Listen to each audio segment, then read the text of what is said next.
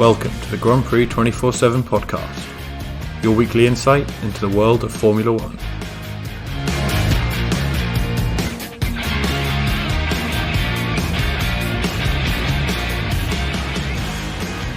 Hello and welcome to the Grand Prix 24/7 podcast. I'm your host Will, and as always I'm joined by Paul Velasco, Editor-in-Chief at Grand Prix 24/7, to discuss the Emilia Romagna Grand Prix at Imola. An exciting race won by Max Verstappen. There are plenty of talking points, so Paul, let's just dig straight in. Oh, it was awesome. What a race. And, of course the rain brought it down, and Imola, track that just punishes mistakes. I think everyone made a mistake on the day. Some more than others, some with far greater consequences. But a super Grand Prix, and Verstappen, I think, was peaked by the fact that he, in qualifying, he was beaten by Perez. And I mean, who saw that coming? Sergio was there not to ever beat him in qualifying. I think Sergio even surprised himself, plus the team, plus everybody. Like, how did he get faster than Verstappen? And Verstappen, by his own admission, had made a mistake, and he was seething. He was livid. I mean, he even missed the first interview because Perez was interviewed first in Park van May after qualifying. He was just, and you saw then he bumped into Lewis. It was just like the guy just does not know how to handle second place. And he hadn't been in this situation since the Ricciardo days. So it was very, very interesting to see the growth spurt in Park van May in those first few minutes. But he composed himself, and the next day he did what the greats do and what Lewis did when Bottas or Rosberg or any of his previous teammates used to give him a hard time. He just took it to the next level, and that was his race to win, and he won it. And when he blitzed it through at the start, there was just no stopping him. I mean...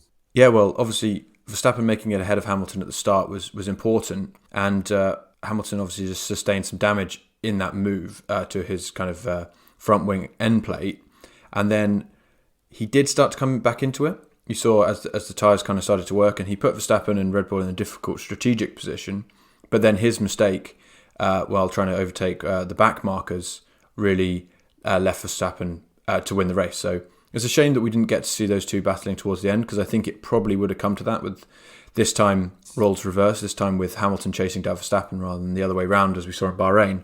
But excellent drive from Verstappen.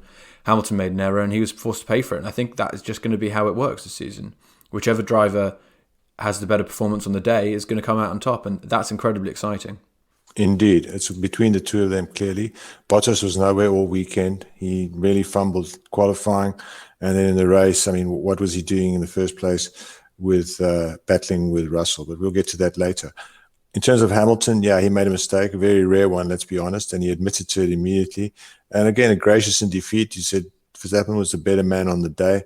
But Lewis, he just delivered. He was ninth at the restart, and he got by. The car obviously was good. I would say that lunge on the first corner cost him the wing bits. I would say that was very uncharacteristic of Lewis. I expected him just to tuck in. There was just no way he was going to make that corner, and Verstappen wasn't going to yield. So that was probably the only error he made the whole time. And of course, then in the sand, I think that when he ended up in the sand, but at that point, a lot of guys were getting caught out. But no excuses. He came back. He reset. You could see in the pits he was pretty aggrieved. He reset, and the damage limitation was excellent. Yeah, it's a long season, and Hamilton knows that. And it's more important to come back. He got fastest lap, second position, 19 points.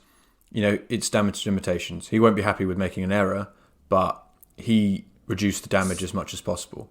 And I think that's actually something that Hamilton's really grown kind of in his latter years at Mercedes as well, not letting those bad results kind of end up as a 0 point, or, finishing down towards the back end of the points. And Verstappen would have been a little bit upset to see after his drive, and he knows Hamilton made that error, to see him manage to get back to second.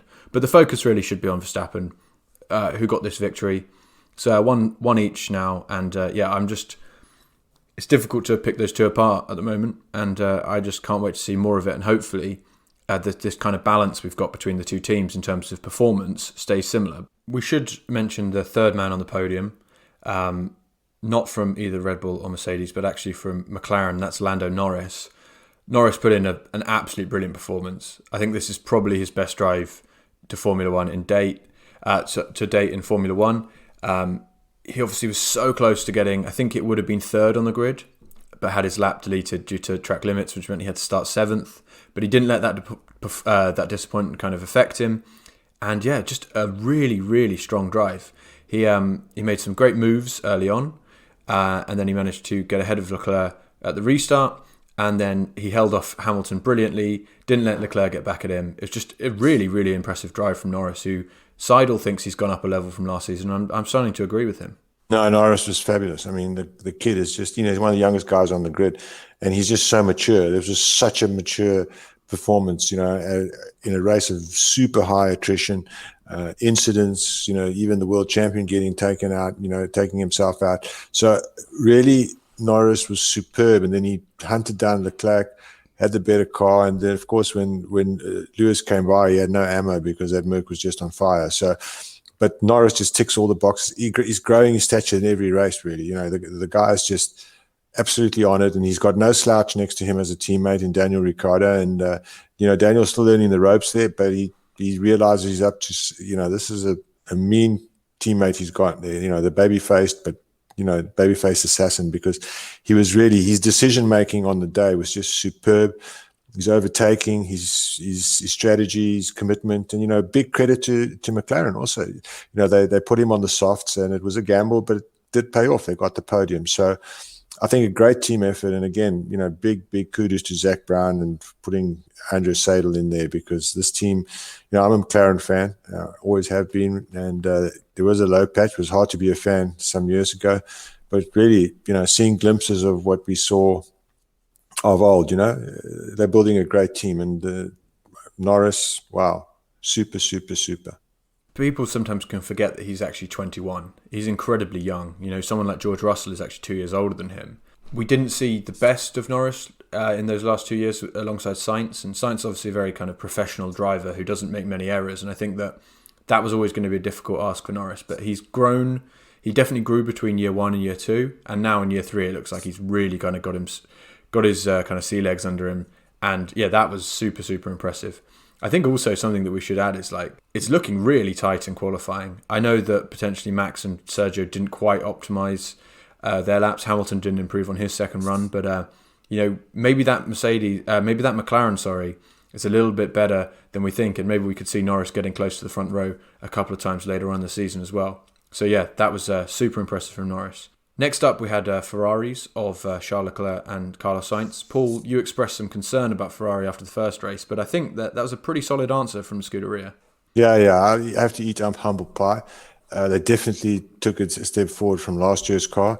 It's still not quite there, but in race trim, it wasn't too bad. It still isn't a Red Bull or a Mercedes, but it's right up there with a McLaren. I think they're going to be fighting with McLaren for the rest of the season unless they can find sort of like a magic switch. But, Charles was very, very good. Okay, he nearly blips it on the first lap. I think he spun off on the warm-up or the sighting lap or whatever they call it. And then he composed himself and he delivered as Charles tends to deliver, and he was very quick. And the other car, Sainz, he's still getting his feet. I think he's trying too hard. I think he's overdriving, and he got really frustrated with himself. He even questioned himself in the cockpit. And there was a calming voice, maybe Binotto, that was really good. He really needed it at that stage. Said, listen, just calm down and shut the fuck up and drive. And that's what he did. And then I think the safety car played into his hands. But yeah, I'm going to say I'm happy for the Tifosi because I have many of them are my dear friends. But it's not going to be as morbid as last year. But again, I don't see them winning this season unless something miraculous happens. But for now, I think everyone in Maranello would be fired up by this result. And the fact is they've got 2 drivers who can bring the 2 cars home. And that's very, very good. Yeah, when you think back to the kind of nadir that was Monza last season, the Ferrari's home race, and just how bad that was with, Leclerc and Vettel both outside the points. And you look at this is so much better. You're right in saying this is not Ferrari. Ferrari rightfully expects much more than this, and they expect to be fighting for race wins in every Grand Prix that they start. But this is much better, and I think that battle between McLaren and Ferrari could definitely be an interesting one for that kind of 3rd and 4th spot. You mentioned Sainz being a new boy, and I think another new boy is Daniel Ricciardo, who, I think I'm not yet going to kind of read too much into their performance. I think that Ricciardo was clearly slower than Norris. He had to let Norris pass, and I think that was a mature move for him, especially because he knows that Norris just has more experience and know-how in this car. But I think Sainz and Ricciardo will get there. They just need a little bit more time.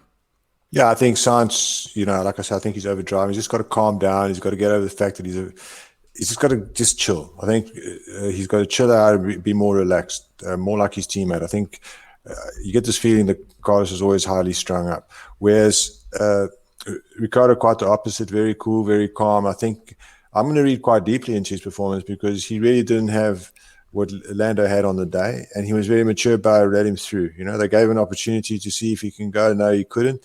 Boom, pulled aside, and I think that's beautiful. I think Seidler's got a real good rapport with his drivers, and I think he can get them to do these things. I can think of a lot more drivers who wouldn't have done it. So he basically got the Felipe Fernandez faster than you call, and he handled it really well. And then he was very gracious afterwards. He said, "Hey, mate, I wasn't as quick as him, so I let him by." So, you just got to love Ricciardo. He's just everyone's.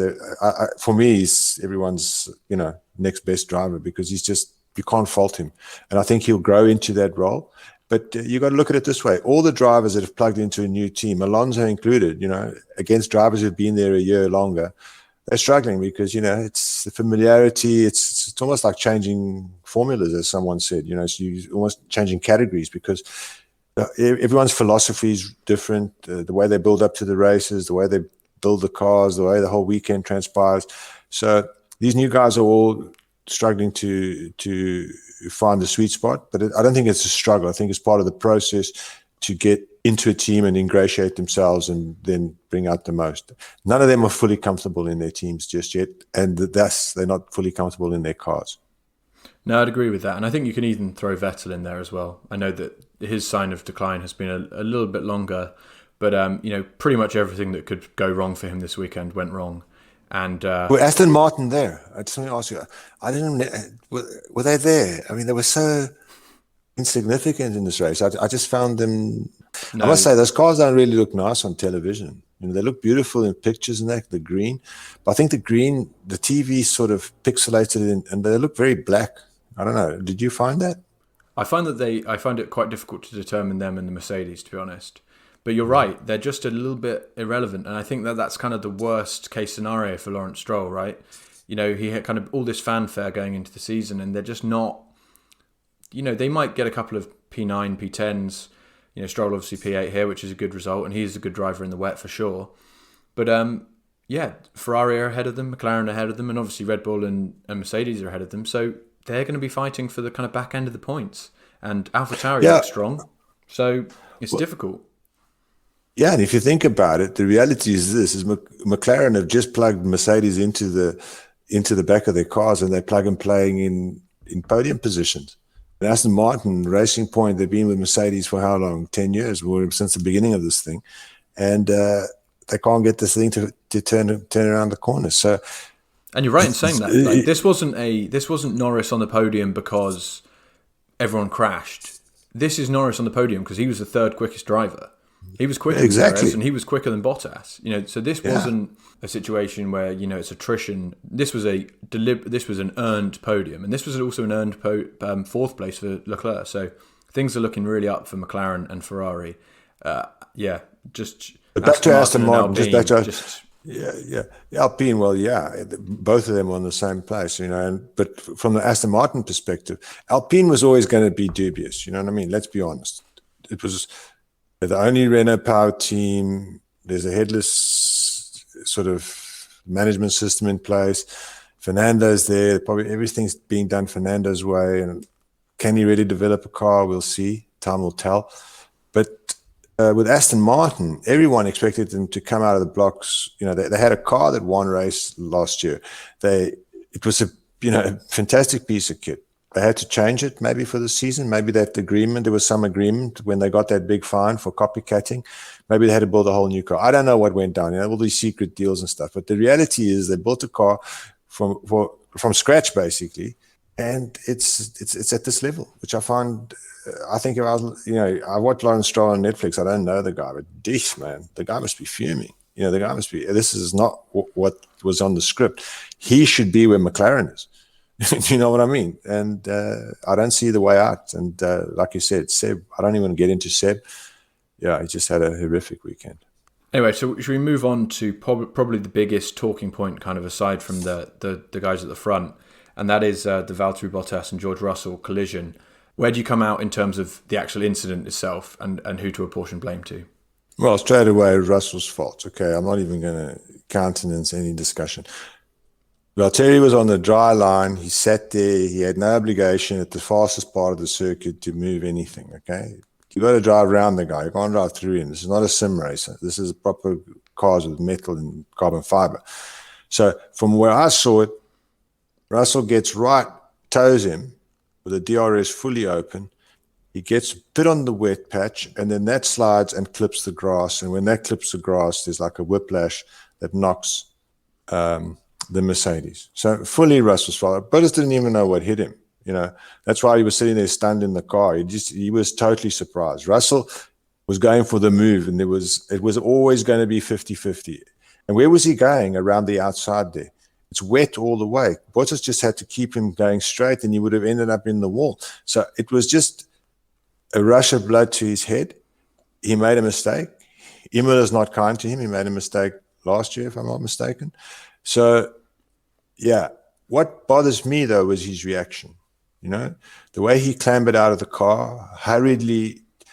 Did he know? Did he even ask Bottas? Maybe Bottas was stricken in the car. Maybe he has feet. You don't know. Maybe he was having a problem.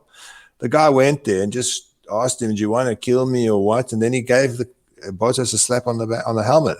I thought that was disgusting, and it actually showed a nasty side that I didn't realize existed in a driver like him, you know, like George Russell. I thought, well, what a nice boy. But there you see, you know, motor racing drivers are not nice people. And that was the not nice person in him.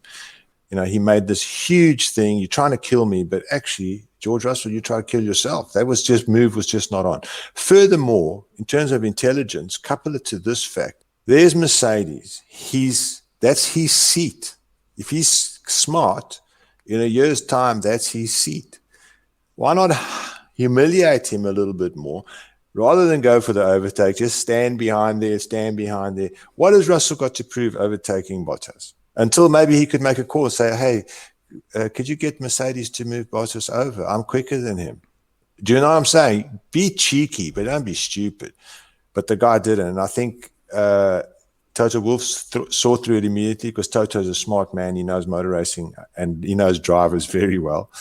And he said bullshit when he heard that Russell had blamed Bottas for sort of pitching to the right. Bottas is another thing, because Bottas is not that kind of driver. You know what I'm saying? If it were some other driver, maybe, but Bottas wouldn't have done that. It was not deliberate.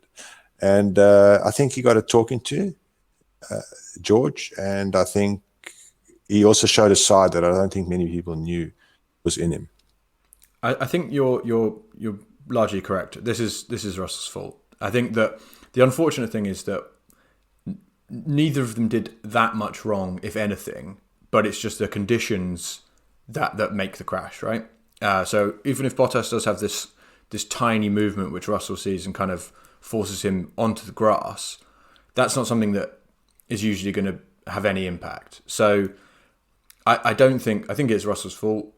As you said, the move is incredibly risky in the conditions, but at the same time, you can kind of see from his perspective, he's like, this is the final nail in the coffin. If I'm in a Williams and I'm overtaking Bottas in a Mercedes, you know, there's no coming back from that for Bottas. So I get why George Russell, he took his shot and he failed, but I do understand it. I think that his reaction was over the top for sure, and I think he's kind of rode back on those comments a little bit today. Or later, kind of after the race. So, yeah, I think I don't think he's done himself any favors there with his reaction, and I don't think Toto would have liked to see that, and Mercedes in particular. But the thing remains, you know, that he was quicker than Bottas in, you know, one of the worst cars on the grid. So it's interesting, and just this dynamic between the two of them, kind of competing for the seat, has just taken a twist that I don't think any of us saw. So. Yeah, for sure. I'm looking forward to seeing kind of how this continues to play out over the season. Yeah, I think we've got the stage is set now. It's like episode 3 coming up next in Portugal, which will be another driver track. It's a track which is also going to punish. And it's going to be interesting. It's definitely Max versus Lewis. There's no doubt about it. But, the sideshows are amazing, how's Perez going to jump back from a weekend that was so topsy-turvy? He was not supposed to be on pole, and he was.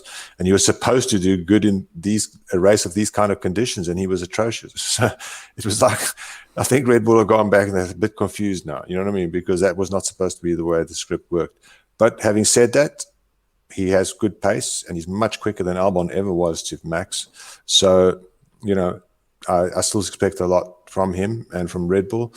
And Bottas will have to raise his game. There's no doubt about it. And of course, Ferrari versus McLaren. No, this is a cracker of a season, guys. And it's what's it? 1-1, right? 1-1, and the tiebreaker is 1 point. Come on, that's awesome. This is exactly what we needed. Yeah, absolutely. Just quickly on Perez, I think that he's also a new driver, and he's obviously adapted pretty well. To put it on the front row of the grid, that can't be sniffed at. He obviously messed up in the race, and he's going to be frustrated with that, because if you look at the last wet race we had in Istanbul, he was excellent and he finished second. So again, with Perez, I'm not passing judgment too early on him. I think that's probably just about everything kind of wrapped up, Paul. We'd now have a 2-week break until we head over to Portimao for the Portuguese Grand Prix. But as you say, so many fascinating storylines to follow, and I can't wait to get there. So thanks very much for listening. Please do visit the website, grandprix247.com, for all the reaction to the Grand Prix, and we'll speak to you soon.